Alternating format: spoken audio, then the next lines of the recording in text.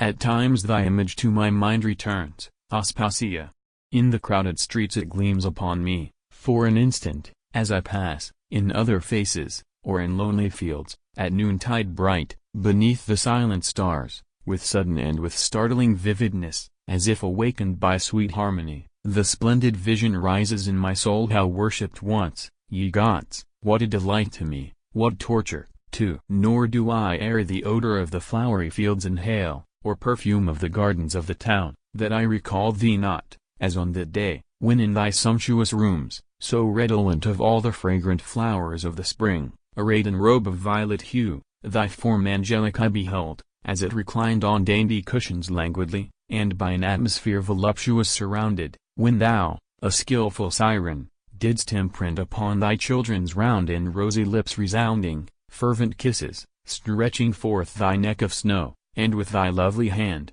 the little, unsuspecting innocents didst to thy hidden, tempting bosom press the earth. The heavens transfigured seemed to me, a ray divine to penetrate my soul. Then in my side, not unprotected quite, deep driven by thy hand, the shaft I bore, lamenting sore, and not to be removed, till twice the sun his annual round had made a ray divine, O Lady. To my thought thy beauty seemed. A like effect is oft by beauty caused, and harmony, that seem the mystery of Elysium to reveal the stricken mortal fondly worships, then, his own ideal, creature of his mind, which of his heaven the greater part contains. Alike in looks, in manners, and in speech, the real and ideal seem to him, in his confused and passion-guided soul, but not the woman, but the dream it is, that in his fond caresses, he adores at last his error finding, and the sad exchange, he is enraged, and most unjustly, oft, the woman chides.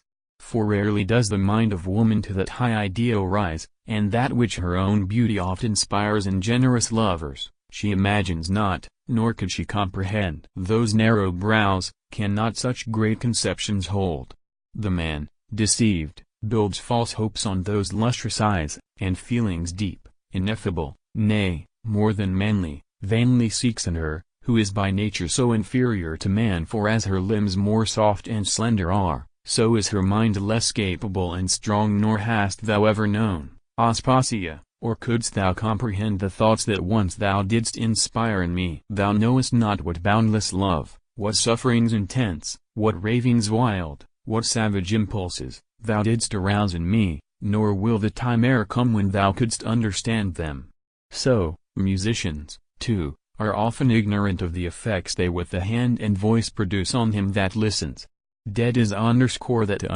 Aspasia, that I so loved, I, dead forever, who was once sole object of my life, save as a phantom, ever dear, that comes from time to time, and disappears. Thou livest still, not only beautiful, but in thy beauty still surpassing all, but oh, the flame thou didst enkindle once, long since has been extinguished, Indeed, I never loved, but that divinity, once living, buried now within my heart. Her, long time, I adored, and was so pleased with her celestial beauty, that, although from the first thy nature knew full well, and all thy artful and coquettish ways, yet her fair eyes beholding still and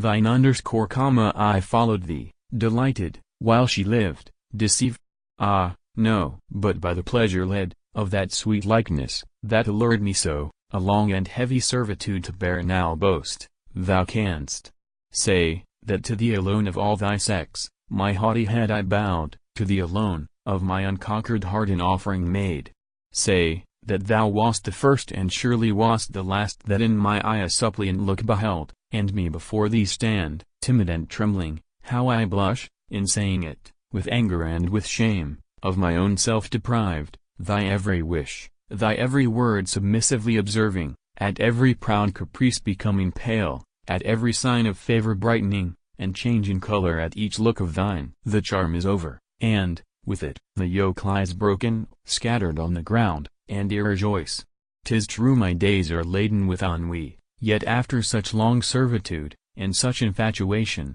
I am glad my judgment, freedom to resume. For though a life bereft of love's illusions sweet, is like a starless night, in winter's midst, yet some revenge, some comfort can I find for my hard fate, that here upon the grass, outstretched in indolence I lie, and gaze upon the earth and sea and sky, and smile,